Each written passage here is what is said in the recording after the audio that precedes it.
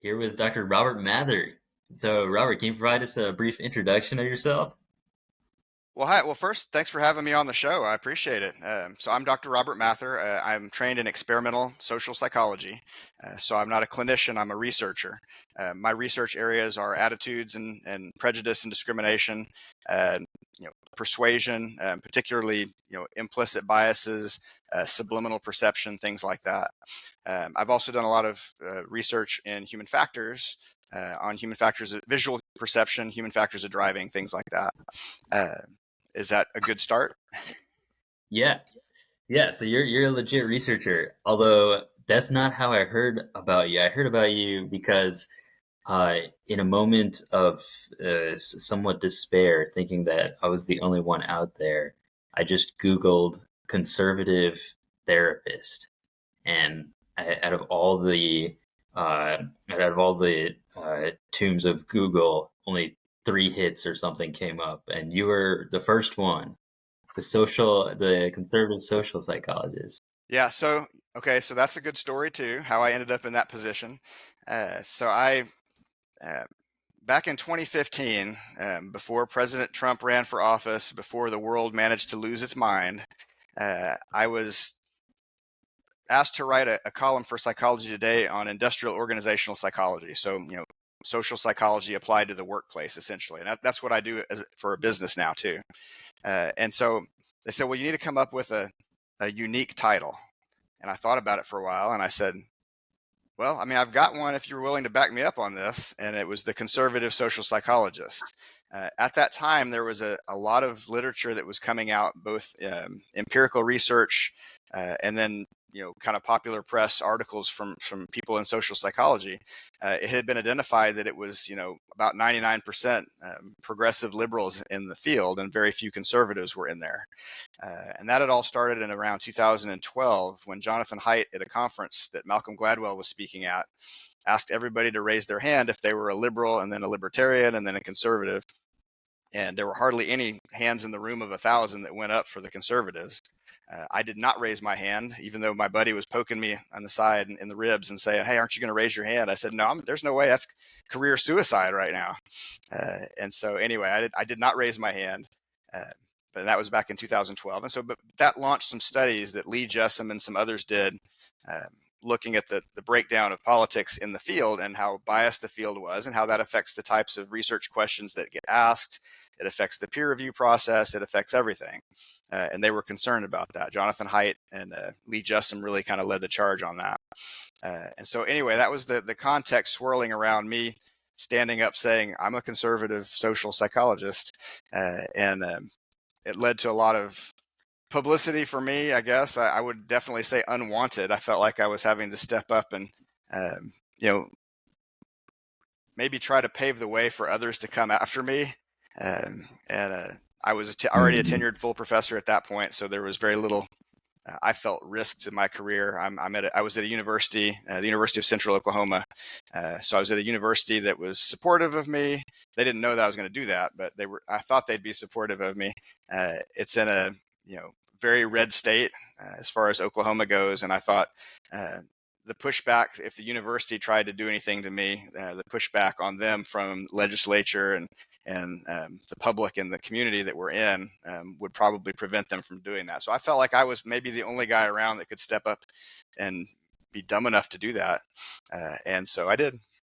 That's why I came up on the search, and I wrote a lot of articles discussing how that impacted mental health, and so how that impacts people not wanting to go get treatments when they are afraid that there's going to be a viewpoint bias against them. And so that's how the therapy part connects to me, and I end up popping up on all the searches. Yeah. Well, I definitely experienced that hesitation to not seek services among clients, unfortunately, which is part of my rationale for just putting the values that I adhere to on my website so people know what they're getting into. Because if people hold traditional values, they're very, very reluctant to advertise that. Do you have any Absolutely, advice for us? that's why it's so important what you're doing, the work that you're doing. Well, thank you. I appreciate that, and I appreciate your witness and your encouragement. And it's talking to people like you that's allowed me to take these steps. So, and along those lines, what would you advise someone who was like you at the Gladwell conference, not raising the hand, not having committed yet, but they see that there's something incongruent with that? What would you advise that person?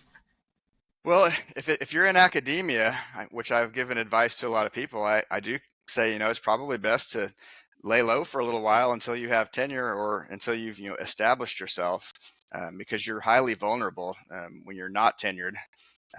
And so, maybe lay low for a little while and don't do anything that is against what you believe, and don't sign on to anything that's against to what you believe. But you don't have to bring your politics, your viewpoints to the workplace overtly.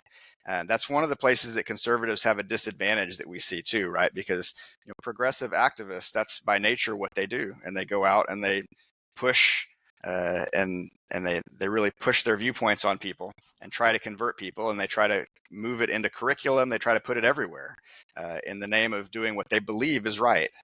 Conservatives by nature don't do that, right? We try to, I know I helped place a conservative employee with a conservative employer. And a year later, both of them talked to me and said, I don't know if their politics, I don't know their politics. And I wasn't asked to match them on politics. It just happened to fall that way. I said, that's because you're both conservatives and you don't talk about politics in the workplace. You're very professional. That's why a year later, after working together, neither of you know the other one's politics. Conservatives by nature are conservative. Yeah, well said. That advice you gave of laying low, that's really common advice. I received that myself. Although I'm starting to question it. I have a buddy who teaches at Notre Dame, and he said that what laying low teaches you to do is how to lay low. And there's this like vision that, okay, once I get tenure, I'll just explode and defend the truth, and I'll be more confident. But if someone, it could be, and I've experienced this myself, that it could be that if someone has a habit of disguising their opinion and not speaking the truth, that a change in circumstance, like a change in their job position, is not going to change their character, right? And I'll add another example, something I heard from, I think it was a professor at Princeton, who said that this professor observed that the conservatives who got tenure were actually not the ones who were quiet about their opinion and a little bit unclear about their perspective, but it was the ones who their opinion was known, they were clear about it, but they of course were very professional about it, but they didn't back down from it. Well, and that and that So and that and that and that describes me. But I don't think most people have the I don't think most people can handle a lot of the backlash that they get if they're in an area that's overwhelmingly against them. It takes yeah, a special kind of person. Like you're weathering the storm. Like I've seen a lot of people like you that have come out and tried to do what you're doing and fold within weeks or easily within a month. But they fold and change their everything, and they go back to being neutral because they can't handle that backlash. And I don't fault them for that too. I mean, it's their livelihood. It's everything. Everything's on the line, and it shouldn't be like that, but it is. And so I found that most people can't handle that. well, that's the frailty of human nature. I think I feel like the way to make that push is for more people like me and you. Originally it was just me, and now there are others like us. It's a handful, but there's others like us that are public about what we're doing and we're pushing forward. And so now that there's more, then that makes it a little bit easier for the next more group to come in. And as we keep doing that, then all of a sudden I think the scale changes a little bit, and now for the person that may not have had the strength to do exactly what we're doing, they have the strength though to stand with us, and that's different. And that's my hope, and that's probably the primary reason I'm doing this, at least on a human level. But yeah, I question whether someone can embark on this path if they're primarily thinking of material gain or loss. I think you have to think of deeper things, like including just values like freedom, truth, the what the next generation is going to have to face, and just the devastating consequences that could follow if people don't speak up at this stage. Yeah, and I did it in 2015. I didn't know the world was going to change so rapidly. The context of politics in the United States was going to change so rapidly around me and become so volatile. So I thought I was in kind of a safe time to do it. And it Mm-hmm. just, the timing came up, and next thing you know, I'm in a full blown fight for a lot of years, uh, getting lots of hate mail and uh, hate voicemails and all kinds of stuff that I got for years. But I also have a background in baseball coaching at a pretty high level, so I'm used to crowds screaming at me and being the one that everybody hates and still standing up for what I believe in. So Uh huh. That's it's kind great, of the man. same. Uh, yeah. Well, peer pressure is real. I've mentored a lot of young men over the last 10 years or so, and I've spoken about peer pressure. And what I've come to realize is it's not something that only high schoolers face, and it's a lot easier to talk to advise someone about it than to practice it oneself. And we as adults face tons of peer pressure, and I can speak for myself. I'm very cowardly. Well, it's, and you're not coward. You maybe we feel cowardly inside, but we push forward, right? So people will ask me too about, like, that's just so hard that you can not feel bad and just push forward. I'm like, well, hang on, it feels bad when people say bad things about me, but I just push it away and move forward, right? Like I'm human. I don't like it when people come after me, but you get used to it and you learn to adapt to it, and you learn to ignore it and push forward when you need to, and listen to it when you need to also. Listen to it when you need to. What do you mean by that?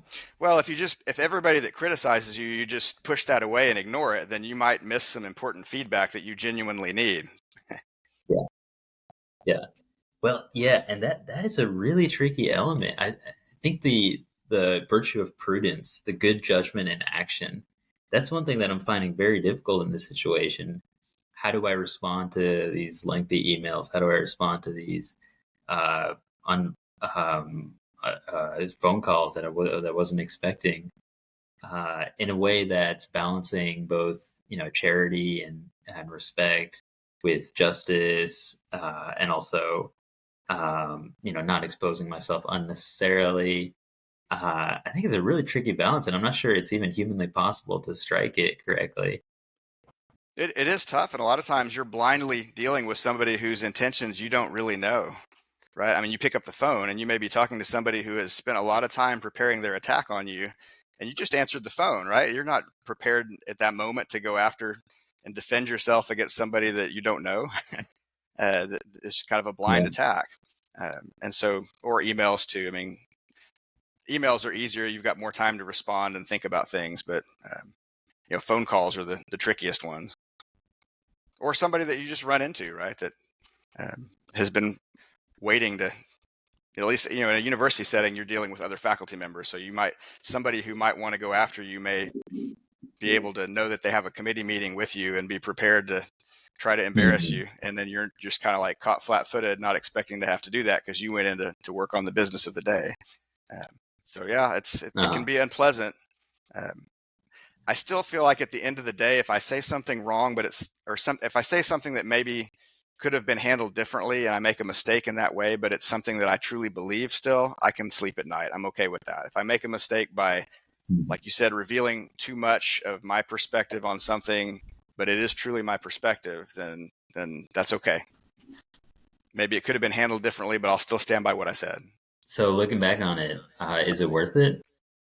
Yeah, it was very worth it for me. I've met so many like-minded people that have been in hiding, and I've coaxed some of them out, and I've coaxed it, and they come out to different levels, right? Some of them come all the way out and they're full forced, and others are more quiet, but they find ways to support and connect with other like-minded people who are going through the same experiences. I've had um a number of graduate students, not of mine, but from across the country, that contacted me and would eventually realize that I could kind of mentor them through that process. It was something they couldn't get from their advisor or other mentors that didn't understand what it's like to sit in a classroom Mm. and have their viewpoint attacked constantly. And if they push back any, then they face backlash with their teachers and their grades and other things. And I found a tremendous unexpected reward on several of those who have gone on to finish their program that would have quit, that wanted to quit. And they find me in that moment of weakness when they Google conservative psychology, and they find me and they contact me, and we establish an email relationship. And some of them have become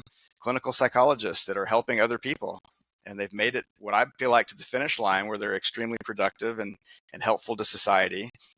Some of them I've co-authored with after that. And so it's great to see these, young people who dream of getting their PhD and doing this good work, and they hit an unexpected political obstacle, that I can be the lifeline that helps to pull them along and get them through to achieve their dreams. Wonderful. Where do you get your encouragement and inspiration from?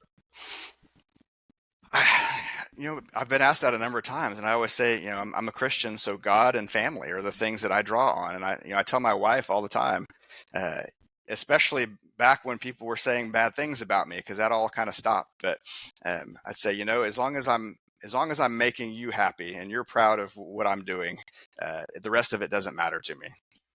So that's where I draw my strength from. That's awesome, man. And what is your vision? What do you see coming up in the future? How do you want to have an impact? Well, I've got my podcast now. I've done podcasts, and I've done have a Rumble channel. I've done some different things that are on a kind of a small scale, and written a book.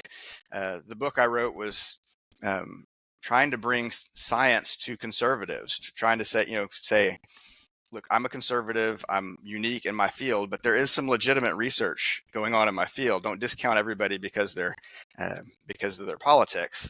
So let me kind of walk you through some of the good stuff when it comes to implicit biases, unconscious, my area of expertise. And so trying to bring it to people, which a lot of people I've talked to that have read my book wouldn't have read it otherwise. They said, well, but because you're a Christian conservative, that's the reason why I was willing to look at that. And it was fascinating, research that you're discussing and information. So I feel like bridging that gap between, conservatives and science is important for me, to take the conservative principles to the scientists and show them that we're not all bad people as conservatives. And then to also take the science to conservatives and say, look, they're doing good work over here too. Like, some of it you have to ignore because of the politics, but there's other legitimately good things that we can benefit from. And then so the podcast that I put together, I had done a podcast on my website where I wouldn't get censored in any way, or I've faced lots of that in a lot of different ways. But I'd done it on my podcast in a very short form, and finally people kind of coaxed me into doing a longer form podcast more regularly to a broader audience. And so that audience is growing, and I love it because it's people that are finding it when they probably are looking up conservatives and psychology, because psychology is something that's important to everybody. Like, people love psychology. It's fascinating. We spend our lives trying to understand each other. And so, but then if you can't trust the people that are writing about psychology and telling you about it because of their politics, they're so misaligned, then you've got this need that's there, right? And you're going to see this too. There's a need for what you're providing. There's a need for conservatives and psychology. They shouldn't be separate from each other at all. Psychology is an important part of the human experience. And so bridging that gap, I think, is where I see the future going, with people like you, bridging it in their unique, special ways with the gifts that they have. Can you give me an example of some of those research findings you have? You said there are two ways: bringing the modern research to conservatives, and bringing conservative research to the broader. Well, just field. the basics, right? Like, I mean, most of the conservatives in my audience, they don't know much about psychology. Like, whether they may have a college degree, they may not have a college degree, but they don't, even if you took an intro to psych class, you probably don't remember much about it. So they don't remember the basics, like the fundamental attribution error, where we, tend to attribute blame to the person and discount the situation that might do that. They don't know the basics of in-group, out-group biases, behavioral confirmation, and how that can play a role in your life. And so all the basics of social cognition. And I bring a lot of other things to my podcast. It'll be more, like I talked about pessimism and in the workplace on my last podcast episode, but things like that, like bringing basic psychology and interesting findings to people who would not have otherwise encountered it. And they're only encountering it because they're concerned. Mix in my commentary on politics of the day, But then I also always wind up with psychology. So, Hmm. and they've got a Gotcha. craving. They've How got a do you craving for allocate your time? Well, they've got a craving for psychology, so that's where that comes in. My time is just all over the place, right? So I'm a business owner. I was in Washington D.C. for business a couple days ago. I've got I do the podcast. I'm also a volunteer assistant college baseball coach currently, so I do recruiting for that. I don't know. It's like every day I wake up and I've got a schedule an ambitious schedule that I put into it, and then somehow it works, right? My family is very important to me. I spend time with them. I try to make the evenings and the weekends my family time. That's something I learned Hmm. several years ago that was extremely important. My wife said, "You're missing out on the good stuff." And I said, okay, well, I want to keep doing all the things I'm doing, but I need to give the evenings to my family. I need to give the weekends to my family. And so I just make it work. That's awesome, man. Yeah, I think that's so important. And I find time to pick up my kids and drop them off from school. I wedge that in there too. And it's hard.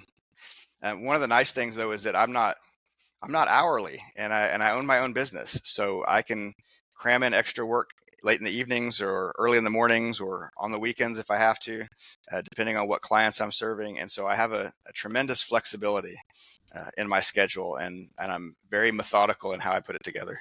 So, in terms of people who want to influence others, any advice for building a podcast, building an audience? Yeah, I would say be authentic, be yourself. Don't try to be anybody else.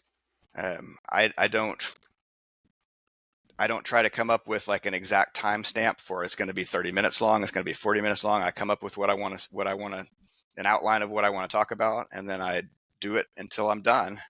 And yesterday's episode went 47 minutes. If you would have asked me beforehand, I would have said, I don't know, it's probably going to be 15 minutes.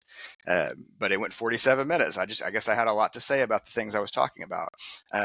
But the audience that you grow will like the way that you do your thing. If you try to do somebody else's thing, it doesn't work. But the audience that you grow, and it grows, it'll grow slowly, but it'll grow faster than you think. Like so, and I've done this multiple times. I've had with between the YouTube channel and the Rumble channel and the old podcast and the new podcast and blog and Psychology Today column. Like these are all new things you launch where you're out there with nothing and then you grow an audience. In all of them, it starts off slow. In the beginning, you think this is a waste of time. I'm just talking to family and friends, and not even all of my family and friends, right? Just the couple that are still with me. But then, it grows. Somebody looks at it and they're like, hey, this is pretty cool. And they show it to somebody else and they like it. And the next thing you know, you've got, a small and strong audience that contributes to the discussion that you have, that values what you're producing. And as long as you're authentic to yourself, you can do that. If you're trying to be anybody else, I think you'll get way too frustrated and not like it. And then they'll see that too. So that's it. I'd say be Mhm. authentic and be patient, very, very patient. Why Rumble? Because Rumble doesn't really shadow ban me the way that YouTube always has.